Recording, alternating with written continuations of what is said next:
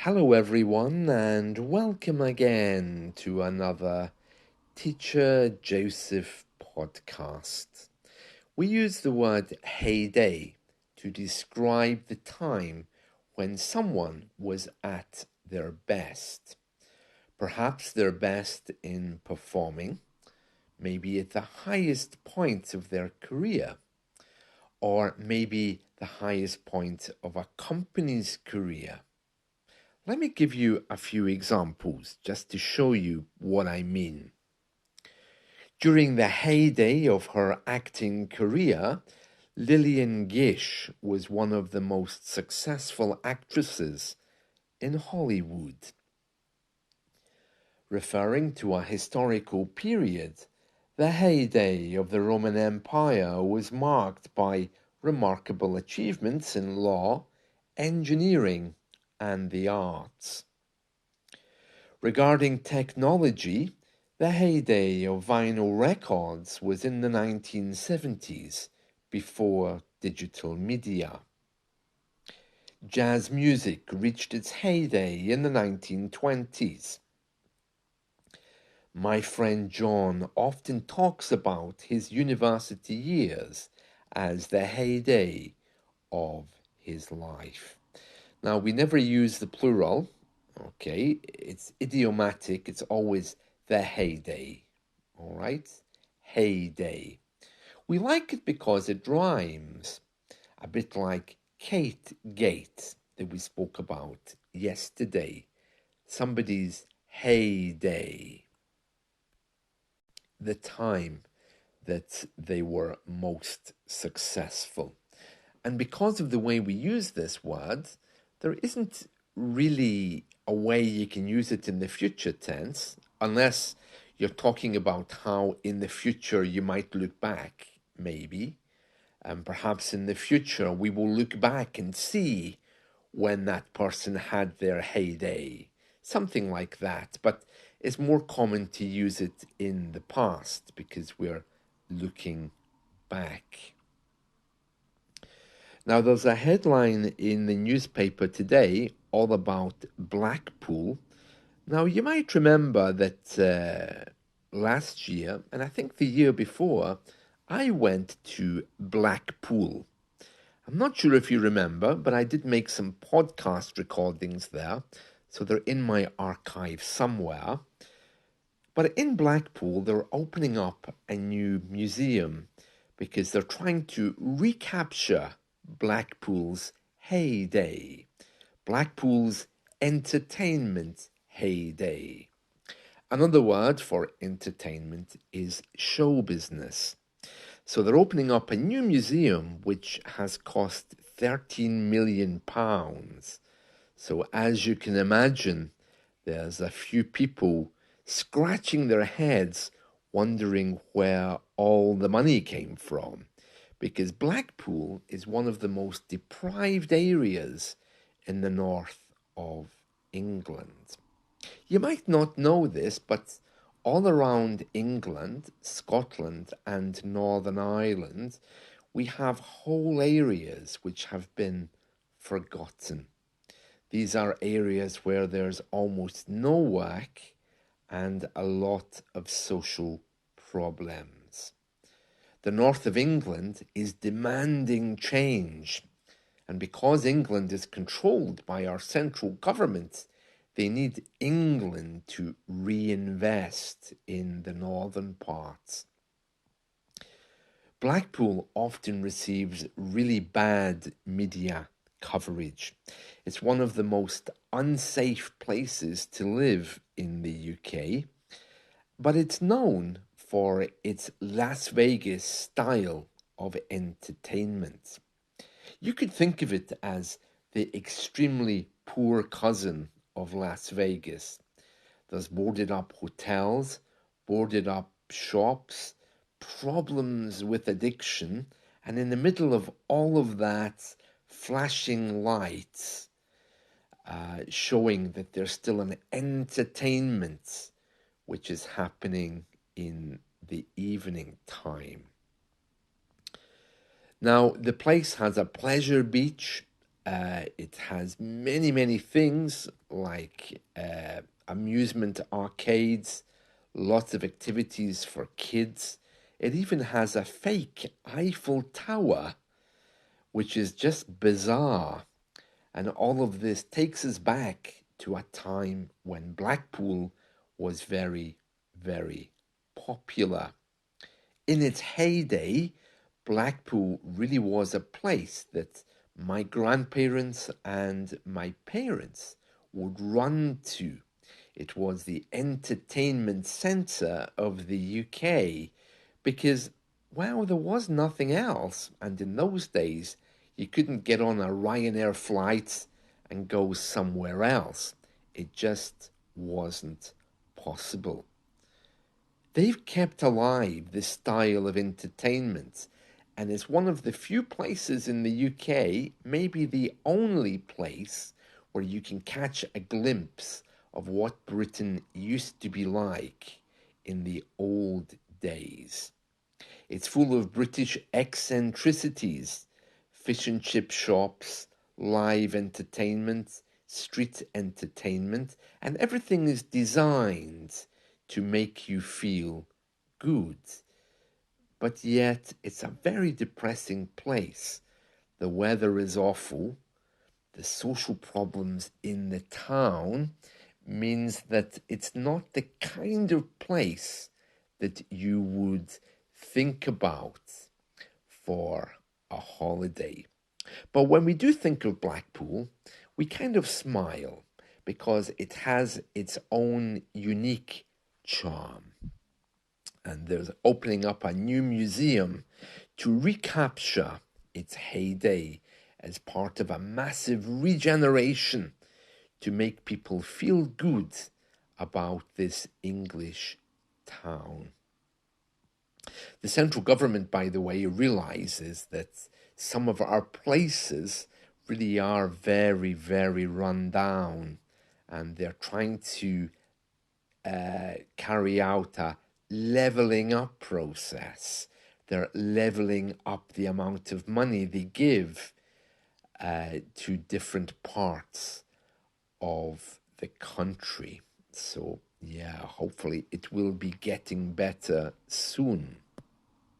So that's today's phrase, heyday. And Blackpool certainly had its heyday in the 1950s and before. And it's really good that they're opening up a museum to try to preserve that. I'm sure there are loads of museums in Blackpool. It really is a place that wants to preserve its old style entertainment and its old style way of living. It's great to visit, but I don't recommend you stay there for very long. It's very close to Manchester, so you could visit for a day, but, well, there isn't so much to see and do there. But it is a relic from our past. Now, speaking about the royal family, as I was saying earlier about the KateGate scandal, it seems that our newspapers today, some of them have just gone a little bit crazy with this whole KateGate scandal thing. Now, you remember in the last few days, we had an issue of a photo that was issued by the royals, and they discovered it had been amended, which really was just a storm in a teacup, as we say in the UK. It was a storm out of nothing. But it seems to have caused even more problems for the royals. And there's a lot of really negative stories in our media today about them. Now, some of our media is designed for those people who perhaps just enjoy reading a story. They might not be wanting something educated, they just want to see a picture and a headline. So, to give you an example of some of the stories we see, there's one here today saying that a psychic has predicted that 2025 will be a significant year for Princess Kate.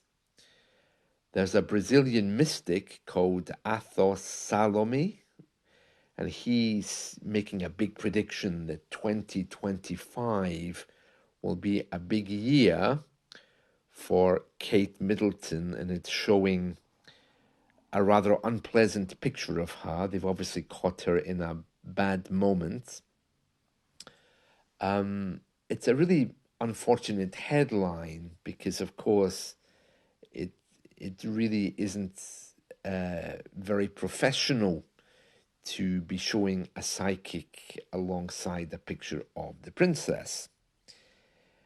And then they've also picked up on another royal story, which says King Charles in major royal mistake after the Photoshop failure. And then another story says royal fans say Kate Middleton editing the photo has left them doubting other famous photos which came out in the past of our queen. And it's never ending. And then it goes on to show another picture which artificial intelligence has recreated of Princess Kate smoking a cigarette with their children also smoking. I mean, surely that's just really poor media, isn't it? I mean, why would you even want to show a picture of children smoking? I didn't think that would be allowed. I thought that would be breaking every law there is, but and then in this same newspaper, another headline, Kate Middleton deserves a break from deeply unfair Photoshop backlash, an expert says. And then a little bit further down, KateGate is massive and is a problematic sideshow for the royal family. So it's never ending. And then again, still on this front page of this newspaper, Prince William and Kate Middleton make a huge misery for King Charles. Kate Middleton pic might not actually be a real photo anyway and AI generated. It just seems to be full of really negative and unfair portrayals of the royals, which I'm not even sure they're linked to this KateGate scandal of the photo. How Kate Middleton detective worked out the truth about that picture. Yeah, so you can see there's a lot of really unfair media coverage there. And who knows, maybe this will be the beginning of the end of media and the royal family. Perhaps we can say the media have had their heyday covering royal stories, because this kind of stuff, not only is it unprofessional, it just isn't real. And they've also filled the pages with really unflattering pictures of Kate Middleton. So, my goodness me, it's really disturbing to see all of this in one newspaper. It's like hate after hate. Well, in my personal view, she doesn't deserve all of this. It's true that maybe the royals are hiding something, or maybe Kate had an operation, who knows? But they have their personal lives, and I think they have a right to protect them. But this kind of stuff that we can see in the media today, not only is it uneducated, it's unprofessional, and it's appealing to the lowest kinds of people in society. It's not really raising people up to have a better view of royals. It's really just kicking them with stuff that isn't true. Well, anyway, today's phrase was heyday, and I'm wondering if perhaps in your country there are places which have had their heyday, and maybe there's people as well in your media, perhaps actresses or actors or singers, who've also had their heyday in the past. As you can hear from today's news story and the stories I've mentioned here, our media are not controlled. They can say anything that they want. It's called the freedom of the press, and they can often attack famous people, such as royals or people in the government. They often use this as a political tactic, especially when they're trying to force a particular organization or person to reveal personal information.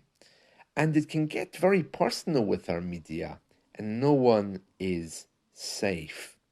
Whether it's a royal family, the Prime Minister, or other members of our parliament, if the media gets a story or if they are suspicious, they won't stop until they force you to reveal the truth. I know in some countries the media isn't allowed to say very much about certain people like presidents, royals, or other people, but we have no control over our media. In recent years, Prince Harry, along with other celebrities such as Elton John, have formed some kind of committee, and as a group, they've gone to court to prove that some media stories have been wrong. But it's very difficult to prove that a media story isn't correct. Prince Harry recently won a lot of money from one of our national newspapers, whom apparently had interfered with someone's telephone to get news about him. So I think the media have definitely had their heyday when it comes to this wild, sensational style of reporting. But, well, I really hope that they calm down a little bit, because as far as the royals are concerned, I really don't think there's very much there to make a story from. Some people say that British people are just a little bit depressed and bored, and we love distractions. That might be true, but just looking at one newspaper today with all of those headlines on the front page of their web page, it doesn't look very nice, and it makes British people appear to be a little bit uneducated and unprofessional. But I think all countries have this kind of media, and we call it gutter media. Well, that's it from me. I hope you've enjoyed this. Let's talk again soon. See you. Bye.